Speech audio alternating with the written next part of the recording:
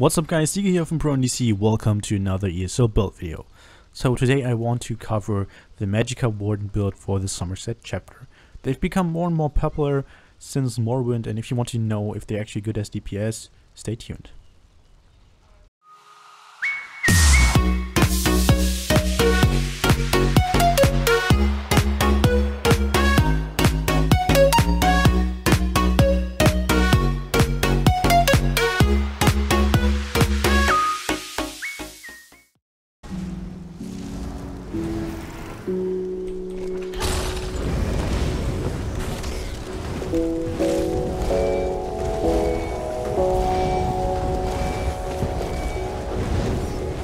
Can you feel it?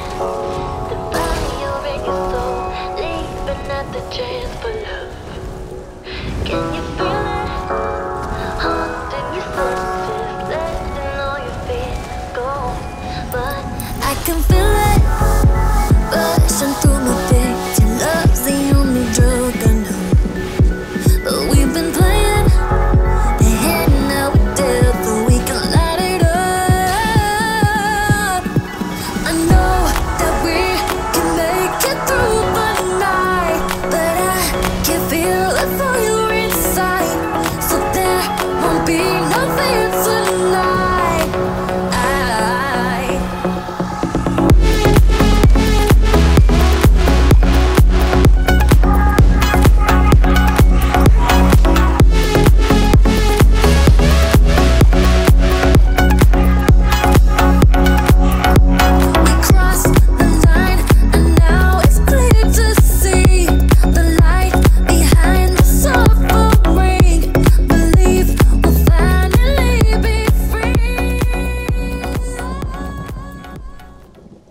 So that was the DPS test. I think the numbers are pretty decent for the Magicka Warden.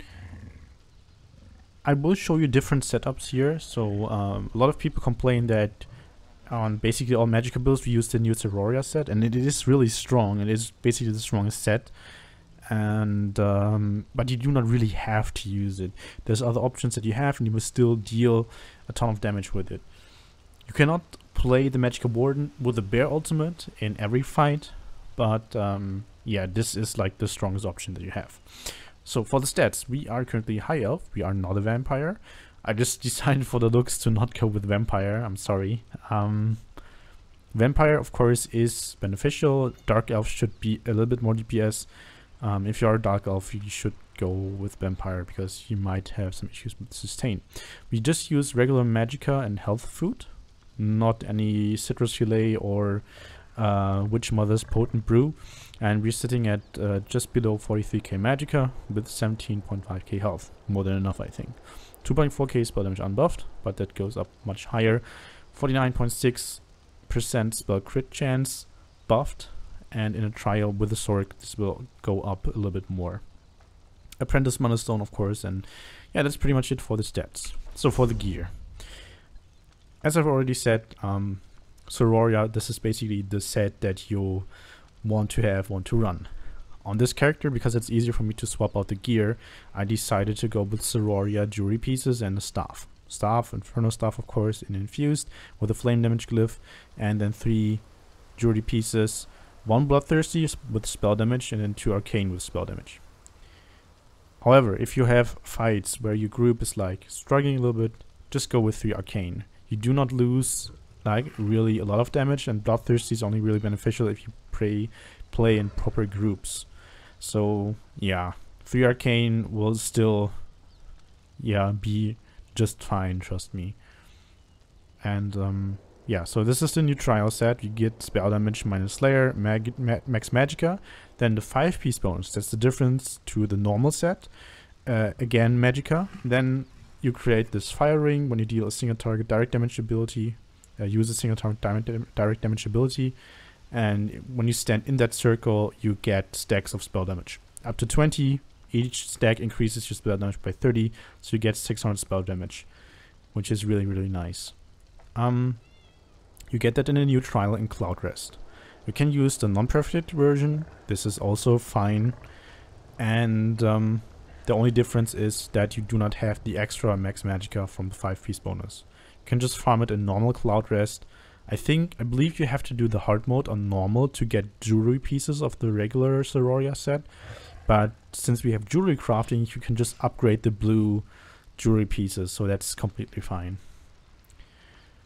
So yeah, we combine that with Burning Spellweave. So to get better Burning Spellweave uptimes, I have it on both bars active, and we rarely spend time on the back bar, so we just go with Sororia for the front bar. This gave me better results than with the Burning Spellweave staff, just by a tiny bit. As a monster set, we wear Zahn for the extra spell crit chance because it's really low, sitting at below 50%. So Zahn is really good, and the extra, the fire beam is just like the best single target damage that you can get from a monster set. It's really, really good. You have the option, of course, if you have to play range, to swap it out for Vulcan Scoria, but yeah, I personally stick with Zahn because even if you have to play ranged, Zahn you can still proc it if you just move in, proc it, and then move back a little bit. The melees in front of you should still have more than enough space with 10 meters, so it should really be enough. Then on the back bar we have Maelstrom, Inferno Staff, Infused. We bar swap so often that Infused is by far best trade. Just go with Infused. Weapon damage to fear, and that's pretty much it for the gear. So, what are your options? As I said, for the monster set already, Vulcan Scoria is of course an option. On the body, if you do not like proc sets like Burning Spellweave, or you think on average your uptimes are really crap, you can replace it with Necropotence. So Necropotence will give you Magicka, Magicka, Magicka, and another 3.1k Magicka if you have a pet active. That counts for the bear, as well as your Netch Betty, so that's really cool. You can also replace it with Mother Sorrow, so that's one of the options, to get more spell crit. So you get Magicka, spell crit, and then I think 8.7% spell crit again. So that's also really nice if you want to boost up your spell crit chance. And then of course Julianos as the obvious craftable choice. If you do not have Sororia and you do not want to go in the new trial to farm the normal Sororia set, what you can do is go with Master Architect. I was a bit lazy. I didn't upgrade this necklace here, and I didn't find my other golden ones. I don't know where I actually put them. And we can put Master Architect here. So you can wear Master Architect on the front bar. Make sure to only use this combination if you have the bear ultimate. It only works if you have the bear, because to make the best use of Master Architect you need to have a cheap ultimate, and the bear only costs 75 ultimate. And only activate the bear ultimate on your front bar, please. So we gain maximum Magicka, minor Slayer, spell damage, and when we use an ultimate ability, we and the two closest allies gain Major Slayer, increasing our damage in trials and dungeons by 15% for 10 seconds. That's really, really cool. So we get really nice uptime of 40+% with the Warden, and this is really good for buffing ourselves and our allies. So Master Architect really strong, and it's not that much weaker compared to Sororia because of the good uptimes that we can get on the Magicka Warden. But yeah, those are the sets that I really can recommend. What I didn't test was of course Moondancer. Maybe Moondancer instead of Master Architect is also a nice option, but who knows. Anyway, let's get back to Sororia, and then I will talk about skills. So skill-wise, we use the new Psychic skill. Wait, it's here, Psychic skill. Elemental weapon.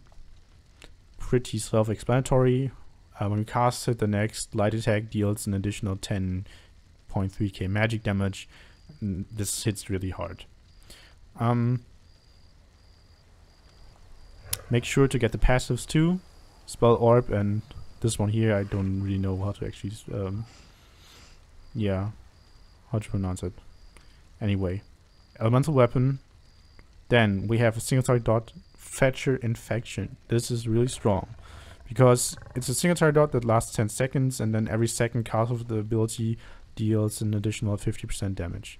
That's really nice. Then for sustain, we have spell symmetry. You can go with balance. I just prefer spell symmetry for more sustain. Balance would give you the major resistance buffs for, to make you a little bit more tanky. I just prefer spell symmetry. So we trade 7.6k health for 3k Magicka. That's not such pity. Like people, like there might be some people wondering like if this actually works. It does. Like prior to like 1.6, all Magicka DDs were using spell symmetry because this was really, really important. So yeah, it's really, really nice and just good to have for sustain.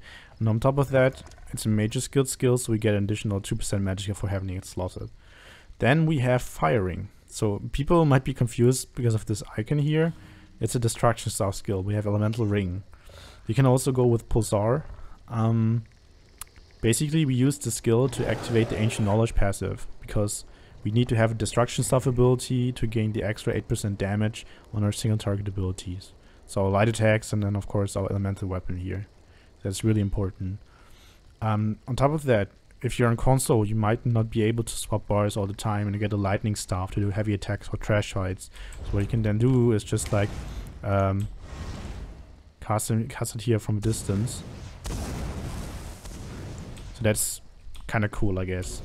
So you do not really have to swap weapons. So you can just put down your dots like this, and then you can stay in a safe distance and cast the skill and spam it. So that's kind of nice.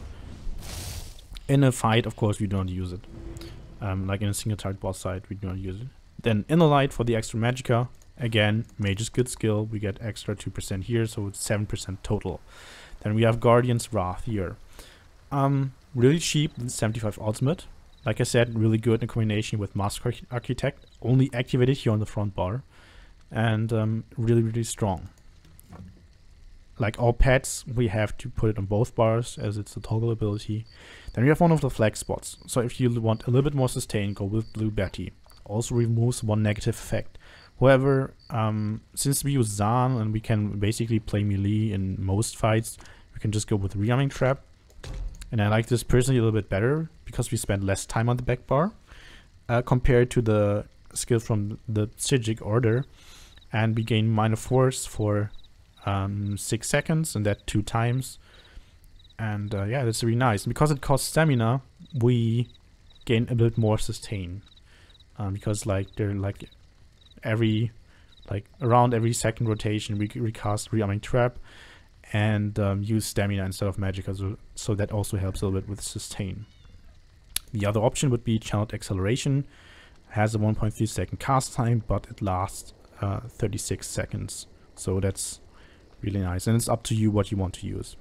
Then we have Inner Light again, because we just have space for that skill. Then we have Harness Magicka.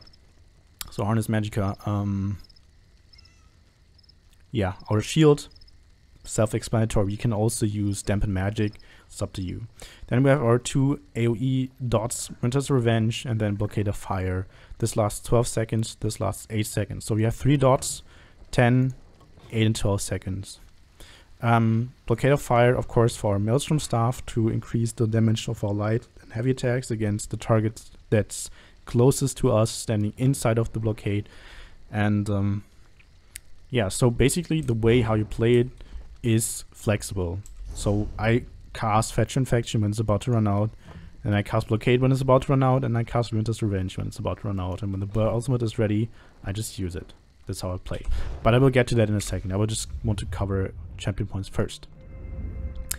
So for the green tree, we have 43 in tenacity. If we need to do some heavy attacks, the points are nice. You do not really need it. You can put them somewhere else. Then we have 100 into Arcanist, 28 into Warlord, 2 into Sprinter, 40 into Tumbling, and 37 to Shadow Ward. You can adjust this a little bit. Like, there might be some trials we have to block more or have to break free more, and then you can just put them some more points into here. I just keep the 100 into Arcanist for maximum recovery. For the red tree, it's basically the same thing. I currently have 81, 22, 49, 49, 34, and 15. However, there's trials like Cloud Rest or like Asylum Santorium where you do not need Hardy. You do not need it. And then there's other trials where you basically have no elemental damage and mostly physical or poison damage, and then you want to focus more on Hardy and thick skin. So you can just like take out points and then distribute them differently. So it's up to you, and it's up to the content that you play.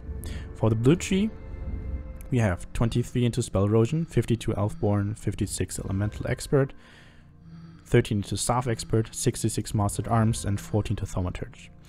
If you need more points into Penetration, just take out some points in Elfborn. Our crit chance isn't that high anyway. I personally, with this low crit chance, I rather keep the points in Staff Expert to get the Butcher passive. It increases your damage done with light and heavy attacks by 5% to enemies below 25% health. So that's really nice to have. And I'd rather take out points from Elfborn, because whenever we do not critically strike, these points aren't active. So just take some points out here and then put them in Spell Erosion if you need more penetration. So that is for the champion points. Like I said, for the playstyle, it's basically flexible. So I just recast dots when they run out. So just let's put that in here. So I cast Winter's Revenge, Blockade, Fetch Inflection, and I do Light Attack and Elemental Weapon all the time until my Blockade runs out. Okay, Blockade runs out, so I recast it. Fetch Inflection runs out, Winter's Revenge runs out.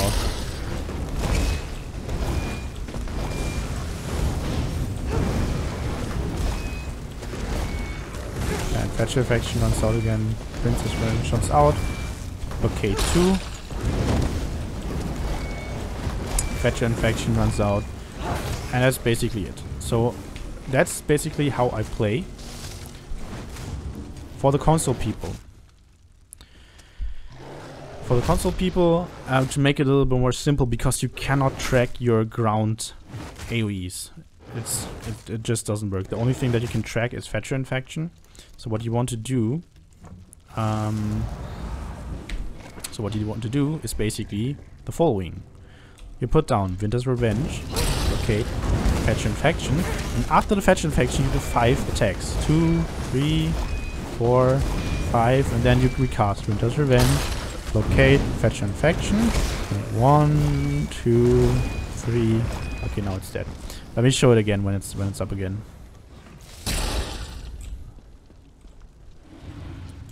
So, come on, respawn. Okay, so Winter's Revenge, Blockade, Fetch Infection, and 1, 2, 3, 4, 5. Casting the dots. 1, 2, 3, 4, 5. Now with the ultimate, and it doesn't matter what actions you do. It could be your spell symmetry, it can be your elemental weapon, and it can be your ultimate. After the Fetch Infection, 5 attacks, then you swap bars, Winter's Revenge, Blockade. That's basically how it works, and it's really, really simple, and you should still get some decent results on console. So yeah, that's pretty much it, guys. Really simple rotation, and with the strategic order, the playstyles look much alike anyways on the Magicka classes, but that's just how it is. Guys, if you have any questions, feel free to ask them in the comment section. And if you do not want to miss any more ESO content, I'd really appreciate if you sub to my channel. Also make sure to hit the little bell next to the subscription button, and then you will get notified when I upload new content. And also make sure to hit the like button on the video, would be really nice. So I hope you tune in next time too, and I hope to see you there. So until then, bye bye.